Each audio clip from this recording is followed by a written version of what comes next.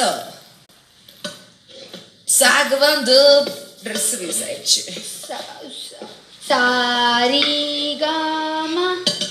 ஆதானி கீழே எல்லாம் விழுந்துச்சு. இதெல்லாம் எடுத்து உள்ளே போட்டுட்டா வாஷ் பண்ணிட்டு வச்சு யாருக்கு சொல்ல வேண்டாம். சொல்ல மாட்டேன். நம்ம பசங்க ஆமா சமைக்கிறது நம்ம ரூல் இது.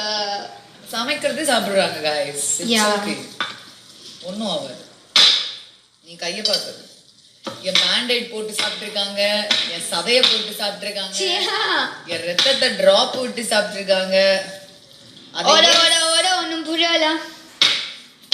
பார் பார் பார் பார் எவ்வளோ கேவலமாக வன்மமாக இருக்காங்க பாருங்கள். இவ தான் டைட்டில் வின்னரா திவ்யா.